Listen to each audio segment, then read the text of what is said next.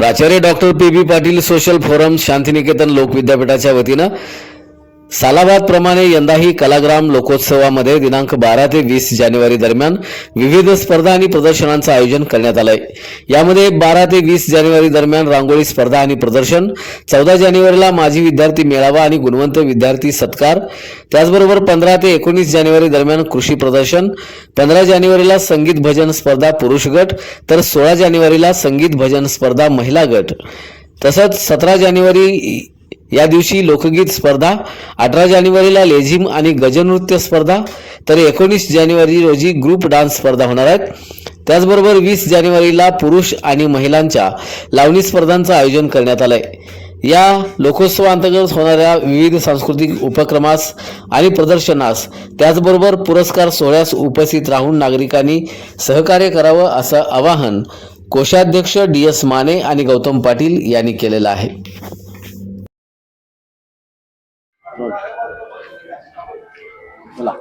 नमस्कार। नवभारत शिक्षण मंडळ संचलित प्राचार्य डॉक्टर पी पाटील सोशल फोरमच्या वतीने सालाबाद प्रमाणे यावर्षीही 14 जानेवारी 2026 चा कर्मयोगी पुरस्कार प्रदान सोहळा कार्यक्रम या ठिकाणी संपन्न होणार आहे। या वर्षीचा 2026 चा कर्मयोगी पुरस्कार आपल्याच सांगली जिल्ह्यातील सुरेश अप्पासाहेब गायकवाड यांना या वर्षीचा कर्मयोगी पुरस्कार जाहीर करण्यात आलेला आहे। सुरेश अप्पासाहेब गायकवाड यांचा जन्म 10 फेब्रुवारी 1951 रोजी तासगाव तालुक्यात झाला आणि सुरेश गायकवाड सरांच्या बाबतीत बोलायचं झालं, निसर्गाशी अतूट नातं असणारं एक व्यक्तिमत्व, ज्यांनी वनस्पतीशास्त्र आणि प्राणीशास्त्र या विषयावर संशोधन केलेलं आहे। सायलेंट व्हॅली जे केरळमध्ये आहे, या सायलेंट व्हॅली या जंगलामध्ये जाण्यासाठी भारतातील 7 निवडक व्यक्तींची निवड केली गेलेली होती। त्यामध्ये सुरेश गायकवाड सर एक आपली सांगली जिल्ह्यातलं व्यक्तिमत्व होतं। सुरेश गायकवाड सरांनी सायलेंट व्हॅलीमध्ये 14 दिवस मुक्काम केला। सायलेंट व्हॅली हे जे जंगल आहे, ह्या जंगल इतकं भयानक घनदाट जंगल आहे, या जंगलामध्ये जाण्याचं कोणालाही धाडस शक्य नाही। अशा ह्या जंगलामध्ये सुरेश गायकवाड सरांनी 14 दिवस मुक्काम ठोकलेला होता। जे 7 व्यक्ती त्या जंगलामध्ये त्यांच्यावर मोहिमेला गेलेल्या होत्या, त्यातल्या दोघांचा जीव वाचवण्यामध्ये सुरेश गायकवाड सरांचा मोठा सिंहाचा वाटा होता। खायला सर असणारं तिथं घनदाट जंगल आहे, त्या जंगलामध्ये प्यायची पाण्याची व्यवस्था नव्हती। पाणी प्यायचं म्हटलं तर त्या पावसाच्या पाण्यामध्ये आळ्या असायच्या, त्या आळ्या नाहीशा करून गवताच्या साह्यानं त्या आळ्या नाहीशा करून ते पाणी पिऊन 14 दिवस त्या जंगलामध्ये त्यांचा मुक्काम केलेला होता।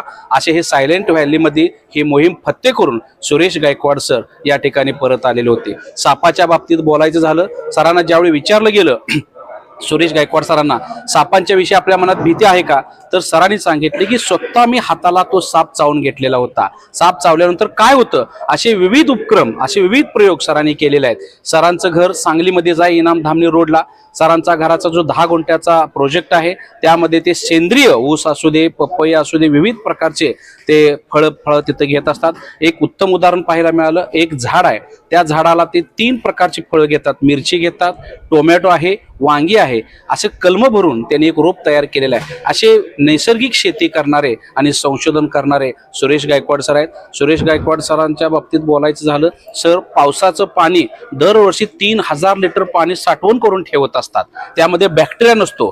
ॲक्वा पाण्यापेक्षा सरांचं ते पाणी पिण्याची पद्धत खूप सुंदर आहे। स्वतः आम्ही तिथं पाहिल्यानंतर दिसलं 3000 लिटरची पाणी आहे आणि ती पाणी आम्ही पिल्यानंतर खूप सुंदर पाणी वाटलं। सरांनी आवर्जून सांगितलं, मी कधीही आजारी पडलेलो नाही। आमच्या घरातली सगळी लहान मुलं असू देत, मोठी मुलं असू देत, ते पावसाचं पाणी पित असतात आणि पावसाचं पाणी दरवर्षी आम्ही साठवून या ठिकाणी पाणी पित असतो।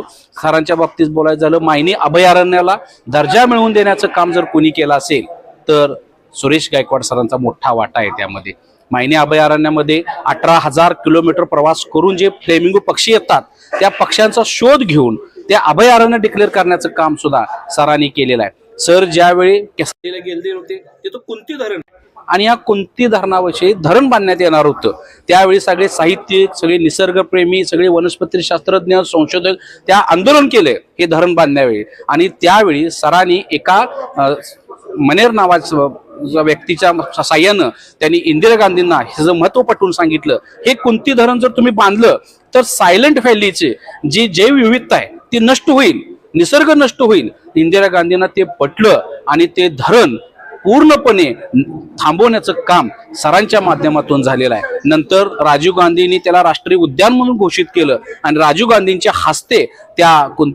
त्या ठिकाणी निसर्ग जंगल आहे त्याला राष्ट्रीय उद्यान मधून उद्घाटन करण्याचं काम सुद्धा राजीव गांधी सरांनी केलं आणि त्यामध्ये सरांचा मोठा वाटा आहे. असं एक बहुआयामी व्यक्तिमत्व सुरेश गायकवाड सरांना आपल्याच सांगली जिल्ह्यातील आहेत, पण सर कुठं प्रदर्शनात नाहीत, सरांच्याकडे साधा फोटो नाही, कुठली माहिती नाही आणि अशा व्यक्तीला ह्या कर्मयोगी पुरस्कार जाण्यामध्ये या फोरम अध्यक्ष डॉक्टर ज्येष्ठ इतिहास संशोधक तज्ज्ञ डॉक्टर जयसिंगराव पवार सर, संस्थेचे कार्याध्यक्ष गणपतदादा पाटील, संस्थेचे विश्वस्त ब्रिगेडियर सुरेश पाटील सर आणि संस्थेचे संचालक आणि फोरमचे विश्वस्त आदरणीय गौतमभाऊ पाटील यांनी एकमतानं सुरेश गायकवाड सरांची या कर्मयोगी पुरस्कारासाठी निवड केलेली आहे आणि 14 जानेवारीला 11 वाजता हा कर्मयोगी पुरस्कार ज्येष्ठ इतिहास आणि संशोधक डॉक्टर जयसिंगराव पवार सरांच्या हस्ते हा पुरस्कार वितरण सोहळा या शांतिनिकेतनच्या नयनरम्य परिसरामध्ये लोकरमुंबई हॉलमध्ये 11 वाजता संपन्न होईल. सांगली जिल्ह्यातील सरांच्यावर प्रेम करणारे सर्व प्राध्यापक, निसर्गप्रेमी सर्व मान्यवरांनी या ठिकाणी उपस्थित राहून सरांचा सन्मान वाढवावा असे मी संस्थेचा उपसंचालक आणि फोरमचे कोषाध्यक्ष म्हणून आपल्या सर्वांना विनंती करतो. जय हिंद, जय महाराष्ट्र.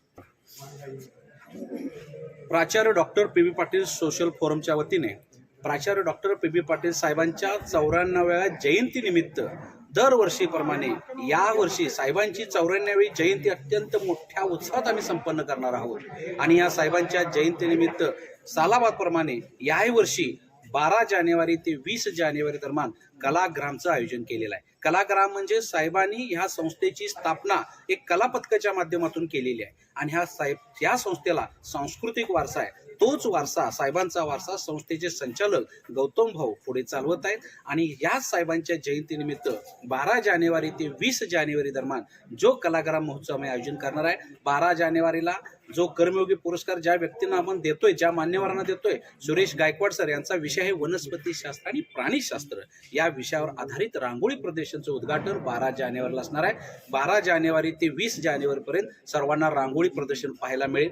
14 जानेवारीला कर्मयोगी पुरस्कार असणार आहे जो सुरेश गायकवाड सरांना आपण या ठिकाणी देणार आहे 11 वाजता. 15 जानेवारीला संगीत भजन स्पर्धा असणार आहेत पुरुष गटाच्या. 16 जानेवारीला संगीत भजन स्पर्धा असणार आहेत महिला गटाच्या. 17 जानेवारीला लोकगीत स्पर्धा असणार आहेत. 18 जानेवारीला लेझिम स्पर्धा आणि यावर्षी नव्यानंच गज नृत्य स्पर्धा सुद्धा संपन्न होणार आहेत. 18 जानेवारीला मधलं मैदान शांतिनिकेतनचं आहे त्या ठिकाणी. 19 जानेवारीला ग्रुप डान्स स्पर्धा असणार आहेत. 20 जानेवारीला पुरुष आणि महिलांच्या लावणी स्पर्धा असणार आहेत. अशा पद्धतीनं 12 जानेवारी ते 20 जानेवारी दरम्यान साहेबांच्या 94व्या जयंतीनिमित्त विविध लोककलेचा लोकोत्सव, त्याला आम्ही जे नाव दिलेलं आहे कलाग्राम, ह्या कलाग्राममध्ये सर्व स्पर्धक सहभागी होणार आहेत. सांगली तसेच सांगलीच्या बाहेरील सर्व जिल्ह्यातून या स्पर्धेमध्ये स्पर्धक सहभागी असतात. याही स्पर्धेमध्ये आप सर्व स्पर्धक सहभागी आहेत आणि या कलाग्रामची उंची वाढवावी हा फोरम जो आहे राज्यव्यापी आहे आणि या फोरमच्या माध्यमातून हा कलाग्राम महोत्सव अत्यंत देखणा स्वरूपात या शांतिनिकेतनच्या नयनरम्य परिसरात आम्ही संपन्न करणार आहोत. धन्यवाद.